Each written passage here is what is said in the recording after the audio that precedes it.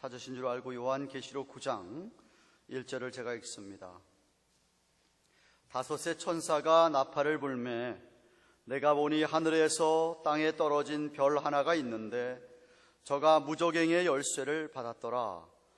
저가 무저갱을 여니 그 구멍에서 큰 풀무의 연기 같은 연기가 올라오매 해와 공기가 그 구멍의 연기로 인하여 어두워지며 또 황충이 연기 가운데로부터 땅 위에 나오매 저희가 땅에 있는 전갈의 권세와 같은 권세를 받았더라. 저희에게 이르시되 땅에 풀이나 푸른 것이나 각종 수목은 해하지 말고 오직 이마에 하나님의 인 맞지 아니한 사람들만 해하라 하시더라. 그러나 그들을 죽이지는 못하게 하시고 5달 동안 괴롭게만 하게 하시는데 그 괴롭게 함은 전갈이 사람을 쏠 때에 괴롭게 함과 같더라.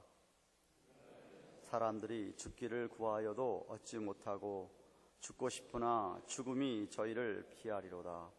황충들의 모양은 전쟁을 위하여 예비한 말들 같고 그 머리에 금 같은 면류관 비슷한 것을 썼으며 그 얼굴은 사람의 얼굴 같고 또 여자의 머리털 같은 머리털이 있고 그 이는 사자의 이 같으며 또 철 흉갑 같은 흉갑이 있고 그 날개들의 소리는 병거와 많은 발들이 전장으로 달려 들어가는 소리 같으며 또 전걸 같은 꼬리와 쏘는 살이 있어 그 꼬리에는 5달 동안 사람을 해하는 권세가 있더라.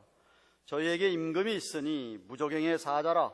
히브리음으로 이름은 아바돈이요 헬라음으로 이름은 아볼루론이더라. 첫째 화는 지나갔으니 보라 아직도 이후에 화 둘이 이르려다. 아멘. 세상 사람들은 이 세상의 주인이 자기인 것처럼 살아갑니다. 그래서 자기 마음대로 자기 기쁜 내키는 대로 살아갑니다. 심지어 하나님이 허락하신 이 자연까지도 파괴하며 자기들이 그렇게 이기적으로 살아갑니다. 그런데 여러분, 우리는 잘 알다시피 이 세상에 주인은 분명히 있습니다. 이 천지우주 만물을 창조하시고 오늘도 다스리시며 유지하시는 하나님이 바로 주인이십니다. 근데 사람들이 이렇게 주인을 인정하지 아니하고 주인을 알지 아니하고 자기 마음대로 이렇게 사는 사람들에게 성경은 하나님의 진노가 임할 것이라고 말씀하고 계십니다. 만일 사람들이 하나님의 이 궁극적인 진노인 지옥의 심판이 정말 실제로 있다는 것을 만약 그들이 알고 그것을 믿는다고 한다면 어쩌면 그냥 그렇게 살지 않을 것입니다. 하나님께서 어쩌면은 사람들이 믿지를 못하니까 때때로 지옥의 고통을 약간 맛보게 하시는 것 같습니다. 오늘 읽은 9장의 말씀은 바로 그 지옥의 고통을 약간 맛보게 하는, 종말이 가까우면서 하나님께서 사람들에게 느끼게 하시는 지옥의 고통을 계시하고 있습니다. 약간이라도 그 고통을 느껴서라도 하나님으로 돌아오며 정말 하나님 앞에 겸손한 마음으로 자기를 조아리고 자기 마음대로 살지 않고 주권자 하나님을 의지하고 살도록 하기 위해서 그렇습니다. 하나님께서 이 세상 모든 사람들에게 원하시는 것은 모든 사람들이 하나님 앞에서 진실하고도 겸비한 태도로 살라는 것입니다.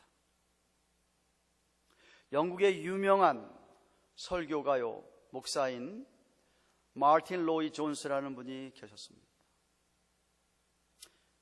그분은 좀 가난한 가정에서 태어났지만 공부를 열심히 해서 의과대학을 졸업하고 내과 의사가 됐습니다.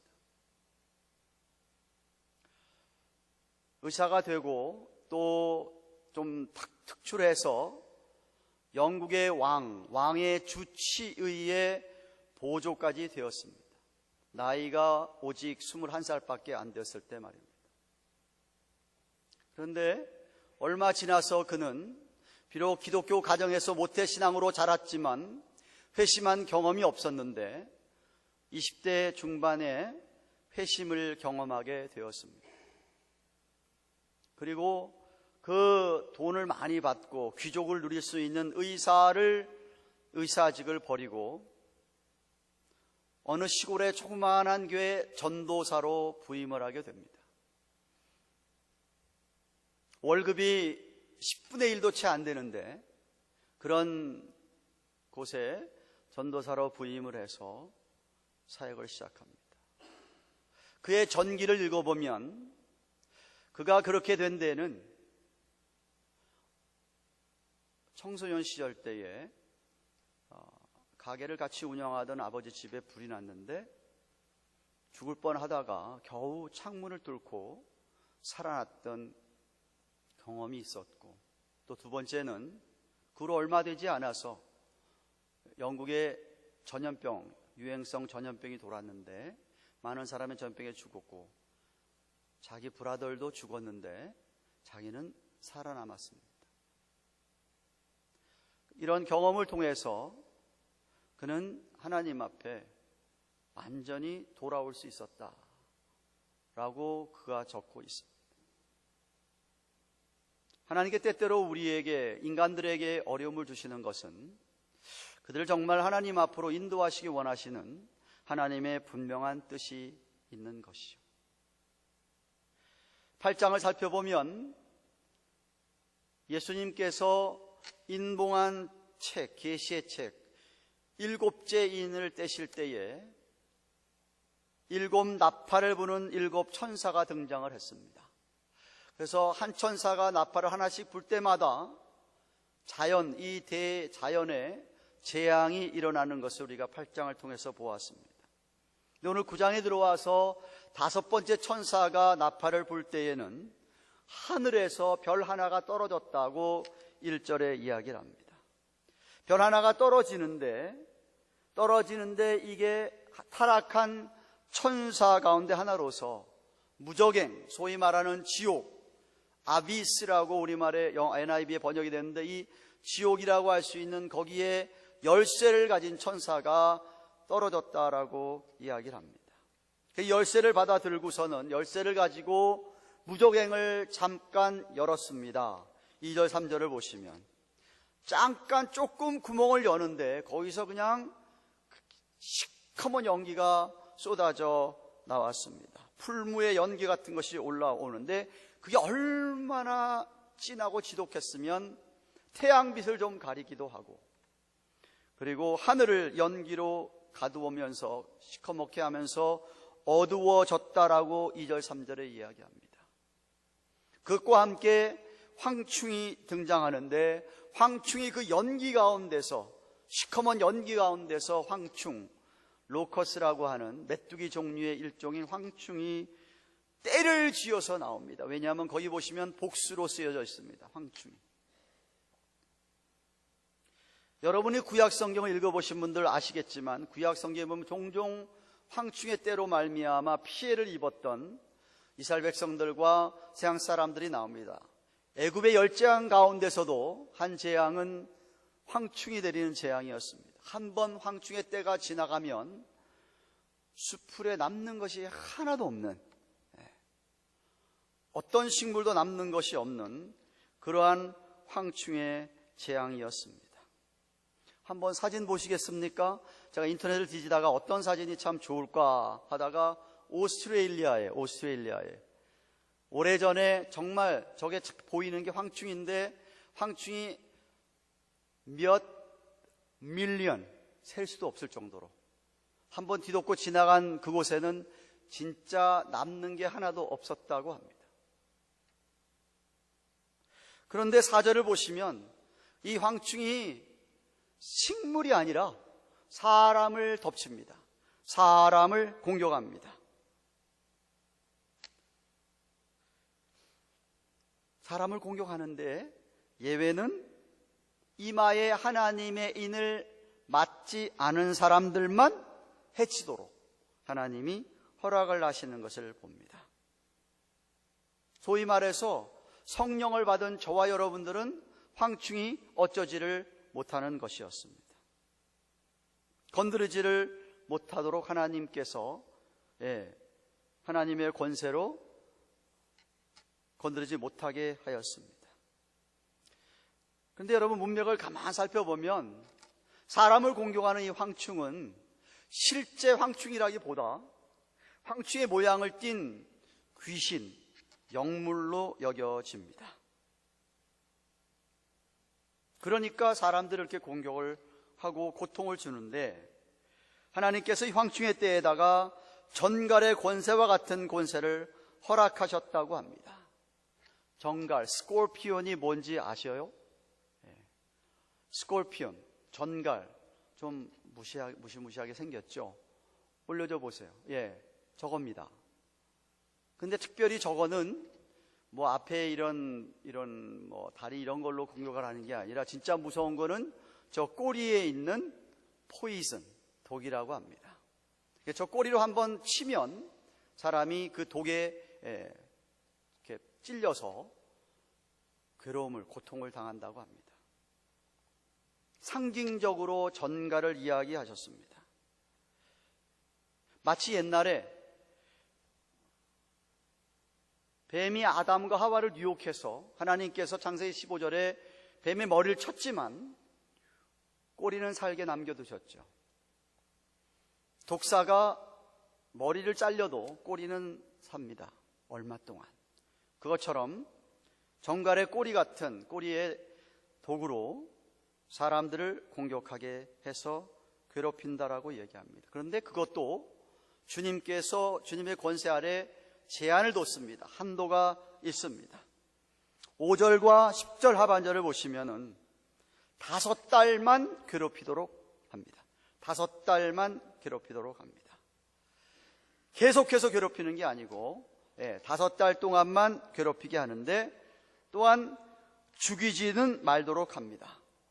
그 고통을 받고 참 죽었으면 좋겠다라고 생각하는 사람들인데 죽지는 못합니다. 6절을 보십시오. 그날에는 사람들이 죽기를 구하여도 얻지 못하고 죽고 싶으나 죽음이 저희를 피하리로다. 여러분 가운데 죽음의 고통 정도로 심한 고통에서 정말 참 이럴 때 죽었으면 너무 좋겠다라고 생각해 본 적 있는 고통을 당해보셨는지 모르겠습니다만, 정말 너무 고통스러워서 더 이상은 감당 못하니까 아예 죽으면 참 좋겠다라고 사람이 생각하는데 죽지를 않습니다. 그러기를 5개월 동안 한다고 성경이 이야기를 합니다. 그러니 얼마나 그 5개월이 고통스럽겠습니까? 이어서 사도 요한은 7절부터 10절까지 이 황충 귀신의 모습을 좀 더 자세하게 설명을 하고 있습니다. 7절 보십시오. 황충들의 모양은 전쟁을 위하여 예비한 말들 같고 그 머리에는 금 같은 멸관 비슷한 것을 썼으며 그 얼굴은 사람의 얼굴 같고 또 여자의 머리털 같은 머리털이 있고 그 이는 사자의 이 같으며 또 철흉갑 같은 흉갑이 있고 그 날개들의 소리는 병거와 많은 말들이 전장으로 달려가는 소리 같으며 또 전갈과 같은 꼬리와 쏘는 화살입니다. 그 꼬리에는 5달 동안 사람을 해야 하는 권세가 있더라라고 이야기합니다. 그래서 제가 아까 얘기했듯이 여기 황충 얘기한 것은 황충의 모양은 가졌지만 귀신, 악령들이라고 생각이 됩니다. 때가 지어서 때로 사람들을 공격을 하는 것이었습니다. 그런데 7절부터 나온 이 모양을 보면 어떤 조직을 갖춘 군대와도 같습니다. 일사불란하게 움직이는데 기동력도 있기 때문에 말과 같다라고 표현도 했고요. 머리에 금 멀gat 썼다는 것은 약간의 권세가 주어진 겁니다. 권위, 지위가 주어진 것을 가리키는 것이고요.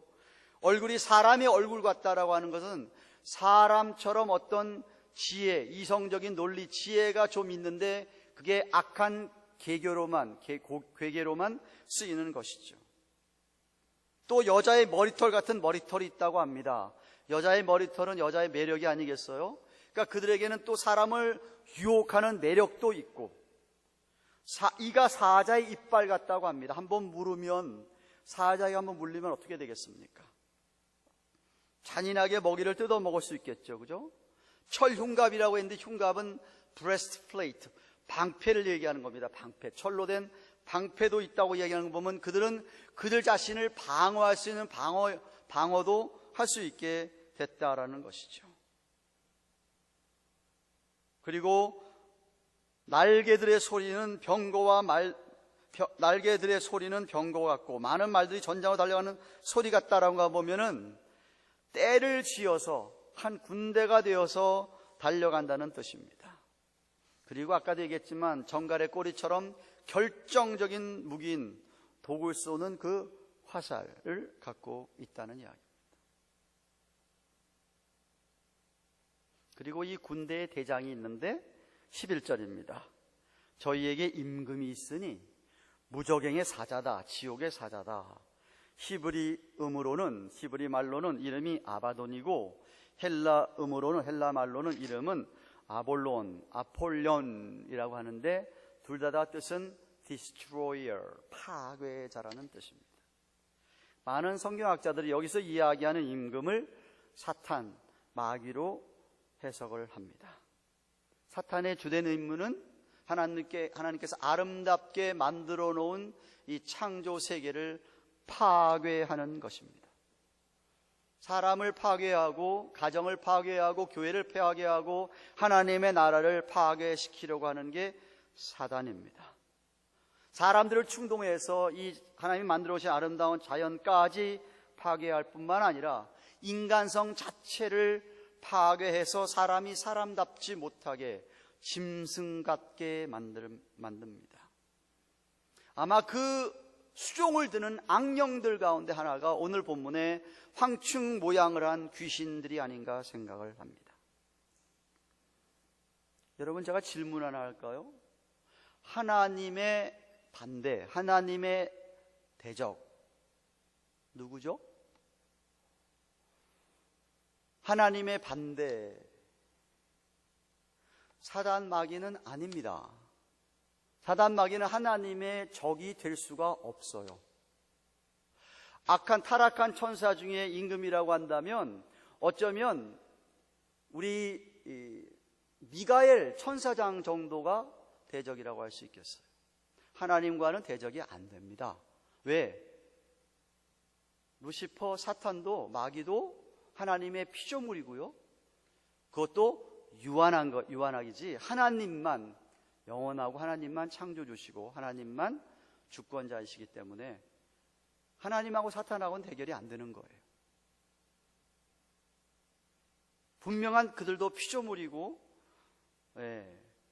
잠시 잠깐 하나님께서 허락해서 공중권세를 잡고서는 세상 사람들을 파괴하는 일에, 세상을 파괴하는 일에 사람들을 또 자기의 도구로 사용해서 그렇게 하지만 분명한 것은 하나님께서 허락하신 범위 안에서만 하는 겁니다.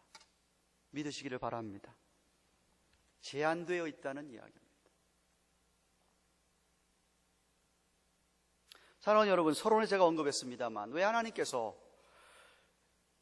이런 무시무시한 지옥의 무저갱을 약간 구멍을 열었더니 이렇게 시커먼 연기가 나와가지고 정말 그렇게 상상하기도 싫은 수많은 황충 귀신들이 사람을 공격을 하고 덮치게 하면서 고통을 받게 할까요? 불신자들에게 그런 고통을 약간이라도 느끼면서 하나님이 없는 삶이 얼마나 힘들고 고통스러운가를 깨닫게 하기 위해서였습니다. 정말 그들이 조금이라도 하나님의 어떤 주권을 깨닫고 하나님 앞에 겸손히 나온다고 한다면 하나님께서 그들에게도 자비손을 베풀어 주실 거예요. 그러면 오늘 본문이 우리에게, 예수 믿는 우리에게 주는 교훈이 무엇일까요? 첫째는 이 세상에 눈에 보이지 아니하는 영물인 이 사단 마귀의 하수인들인 악령들이 지금 분명히 존재하고 있다는 것이에요. 귀신이 분명히 있음을 여러분이 믿어야 합니다. 공관복음서, 사복음서를 보십시오. 예수님이 사역할 당시에도 귀신이 있었습니다. 예수님께서 몇 번씩 귀신을 내쫓아 주셨어요. 아니, 제자들에게 귀신 쫓는 권세를 주어서 가서 귀신을 쫓게도 하셨어요. 오늘날 분명히 믿는 자이건 불신자이건 상관없이 이 세상의 악령, 귀신은 존재하여서 사람들을 괴롭히고 해치고 파괴하려고 하고 있습니다. 과거에도 그랬고요. 지금도 그렇게 파괴를 하고 있고 앞으로도 계속해서 그럴 것입니다. 오늘 본문에 보니까 이것들은 조직을 갖추어서 정말 군대 질서정연하게 군대를 이루어서 공격하는 것을 봅니다. 깨려고 하나님과의 인간과의 어떻게든지 관계를 깨고 사람과 사람의 관계를 깨면서 파괴하려고 말입니다. 그래서 여러분이 분명히 오늘날도 악령들이 존재하고 우리들 가운데도 절대로 두 번째 알 것은 아무리 악령 귀신들이 능력이 있어도 초자연적인 능력이 있어도 주님의 권세 아래 있고 예수 믿는 사람들은 절대로 타치하지 못합니다. 망하게 하지 못합니다. 어떤 분들은 이렇게 얘기를 해요. 저 사람 속에 귀신이 들어가가지고 저런다고 얘기하는데 안 믿는 사람 속에는 귀신이 들어갈 수 있어요. 그런데 신학적으로 믿는 사람, 성령이 있는 사람에게 그 안에 귀신이 들어갈 수 없습니다. 속아 넘어가지 마세요. 겉에서 우리에게 힘들게 할 수 있고 우리가 좀 무섭게 두렵게 할 수 있어도 절대로 우리 안에 들어와서 좌지우지 못합니다. 하나님이 그렇게 못하게 하시고 성령이 우리 안에 있기 때문에 성령이 있는 거 알면 귀신이 역사를 못합니다. 그래서 우리 안에 들어올 수는 없어요. 안 믿는 사람들 안에 들어가서 역사하는 거예요.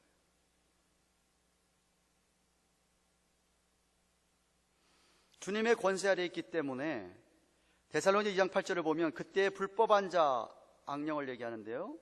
주 예수께서 그 입의 기운으로 저를 죽이시고 강림하여 나타나심으로 그들을 피하시리라 그랬어요. 악령은 성령에게 패하게 되어 있습니다. 예수 그리스도의 이름의 능력이 더 크기 때문에 저와 여러분은 악령과 싸울 때에 늘 예수님의 이름을 의지하면 이길 수가 있습니다. 사도행전 한번 찾아보세요. 사도행전 16장을 한번 찾아보세요. 사도 바울이 제2차 전도 여행 중이었습니다. 16장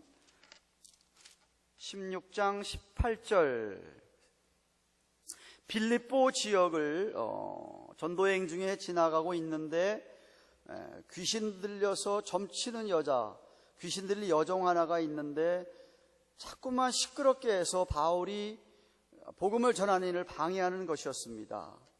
17절 보시면 바울과 우리를 쫓아와서 그 귀신 들린 여종이 소리질러 가로되 이 사람들은 지극히 높은 하나님의 종으로 구원의 길을 너에게 전하는 자라. 그러니까 사탄도 제대로 알기는 아는 거지요. 그죠? 예. 그런데 이같이 여러 날을 막 소리를 질러서 바울이 심히 괴로워하여 돌이켜 그 귀신에게 이르되 예수 그리스도의 이름으로 내가 내게 명하노니 그에게서 나오라 하니 귀신이 즉시 나오니라. 아멘? 믿으셔야 돼요. 예, 믿으셔야 돼요. 귀신이 예수 그리스도의 이름 앞에 무력합니다. 그래서 그는 나올 수밖에 없었어요. 예. 무슨 성령을 주장하고 성령파 운동하는 무슨 그런 교회에서만 이런 거 얘기하는 거 아니라요. 우리 말씀 중에 장로 교회도요. 성경에 분명히 있기 때문에 우리도 믿어. 그들만 믿는 게 우리도 믿어요. 네. 나사렛 예수 그리스도의 이름으로 명하면 귀신들도 꼼짝을 못합니다. 네. 그렇죠. 또 한 군데 볼까요? 누가복음 10장을 보세요. 누가복음 10장. 예수님만 그런 게 아니라요. 누가복음 10장. 제가 아까 말씀드렸듯이 누가복음 10장 17절부터 20절까지 말씀 보십시오.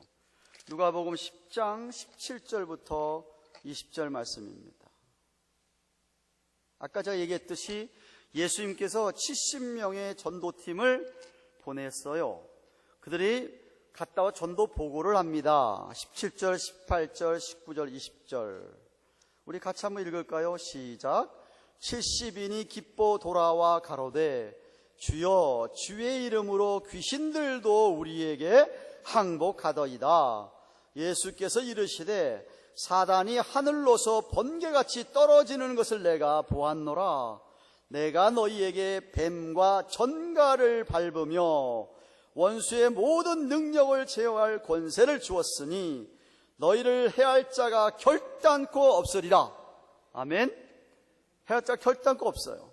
그러나 귀신들이 너희에게 항복하는 것으로 기뻐하지 말고 너희 이름이 하늘에 기록된 것으로 기뻐하라 라고 그러셨어요. 뱀과 전갈을 밟는다고 예수님께서 말씀하셨어요. 근데 저와 여러분은 어떤 귀신도 두려워할 이유는 없습니다. 무서워하지 마세요. 하나님께서 성령을 받은 저와 여러분들이 여러분들 귀신들이 건드리지 못하도록 하나님께서 딱 그들에게 명했기 때문에 우리를 위협하고 겁내게 하고 우리를 죄에 빠지게 유혹할지는 몰라도 우리를 넘어뜨리지는 못합니다. 절대 못하지요. 김선택 목사님께서 이 본문의 요한계시록 9장을 지속하면서 조금 이렇게 상징적인 해석을 했더라고요. 여기 지금 황충의 귀신이 상징하는 것은 그 연기를 막 품고 내려오는 것을 상징하는 것은 사람들의 마음을 혼미하게 해가지고 어떤 게 옳은 건지 어떤 게 그른 건지 헷갈리게 만드는 거다. 판단력을 흐리게 하는 거라고 해석을 했어요. 사람들이 무엇이 참이고 무엇이 진리인지를 모르게 그렇게 한다는 것이죠. 오늘날 예를 들면 이 포스트 모더니즘 때문에 세상 사람들에게서 뚜렷하게 이제 어떤 게 진리고 어떤 게 진리가 아니고 이게 없어졌어요. 포스트 모더니즘이 가리키는 것은 상대주의예요. 상대주의. 그러니까 이게 참이고 이게 거짓이고가 없어요. 이게 진리고 이건 비진리가 없어졌어요. 그들에게는. 사람들이 이게 모르기 때문에 이게 다 이제 그렇게 산다는 것이죠. 뿐만 아니라 사람의 마음의 심령을 저들이 혼미케 하면서 사람들의 마음을 감정을 메마르게 해서 이제는 사람들이 웬만한 무슨 이야기를 들어도 별로 감동도 안 하고 감정을 안 나타내고 그저 자기 이기적인 것만 생각하기 때문에 전혀 그래서 이제는 서양 사람들에게서 어떤 그런 눈물을 보기 참 힘든 시대가 됐다라고 얘기해요. 더 나아가서 사람들이 이제는 너무나 쉽게 화를 낸다는 거예요. 화를 너무 쉽게 화를 낸대요. 사람들이. 그러니까 화라고 하는 것은 이게 이제 웬만한 사람이 아니면 상대방이 화를 내면 나도 화를 내게 돼 있는 게 사람이거든요. 이게 전염이 돼가지고 금방 화를 내는 거죠. 그러니까 제가 생각할 때 이번에 지난 주간에 있었던 그런 흑인들을 경찰들이 쏴서 죽이고 그래서 또 화가 나서 백인 경찰만 골라서 쏴 죽이고 이런 게 다 화를 컨트롤 못해서 그런 거 아니겠어요? 사람들이 화를 컨트롤 안 한다는 거예요. 너무나 쉽게 화를 낸다는 거예요. 물론 앵거 매니지먼트 코र्스도 미국에는 있습니다. 학교에서. 근데 그런 코र्스로 앵거 매니지먼트이 잘 될까는 I doubt it. 근데 이게 한번 화를 내기 시작을 하면 여러분 보통 왜 싸워요? 왜 싸우는 이유가 있잖아요. 상대가 화를 끌면 나도 화가 나니까 싸움이 되는 거 아니겠어요? 그렇죠? 싸움이 많다는 건데 마치 한번 불이 질러지면 그 불이 번지게 되면 걷잡을 수 없는 것처럼 오늘날 이 사회가 너무나 이렇게 악랄해진 것이 사람들이 화를 컨트롤하지 않기 때문에 그렇다는 것이죠. 그러면서 지적하는 것이, 이분이 딱 하나 지적하는데 뭐냐면, 사람들이 너무나 함부로 말을 내뱉는다는 거예요. 너무나 함부로 말을 내뱉는다는 것이죠. 야고보 사도가 야고보 3장 8절에 혀가 곧 불이다, 불의의 세계다, 우리 주체 중에서 온몸을 더럽히고 생의 바퀴를 불사르는데 그 사르는 것이 지옥불에서 나는 것 같다고 그랬어요. 그러니까 혀가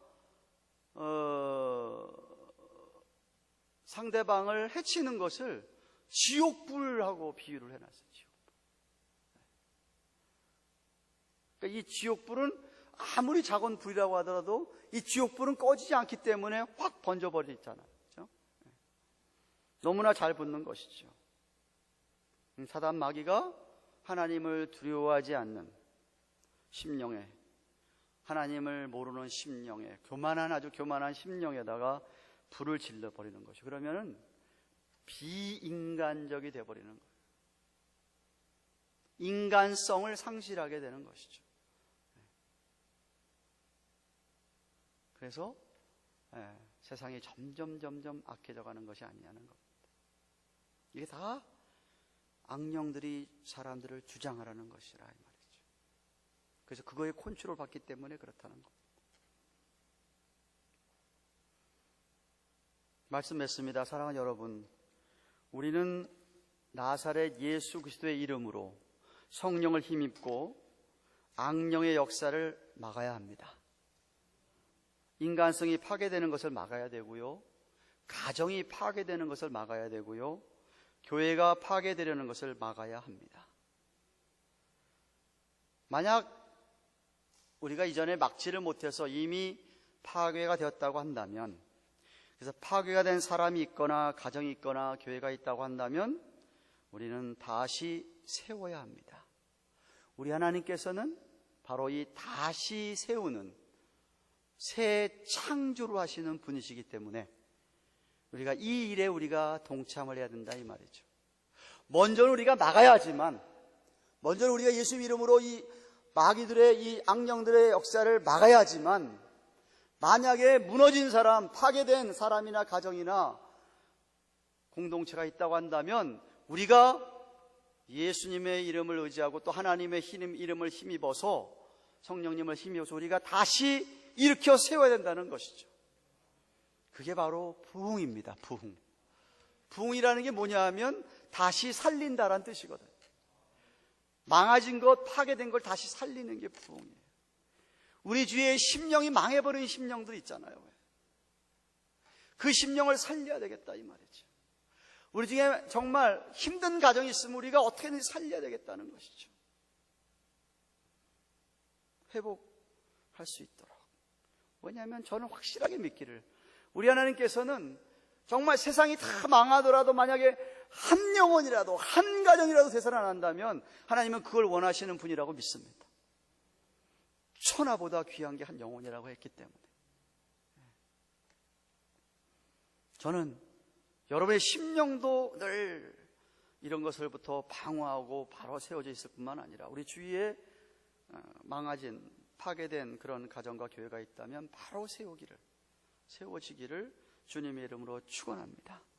저와 여러분이 그 일에 쓰임받을 수 있는 도구들이 되기를 주님의 이름으로 다시금 축원합니다.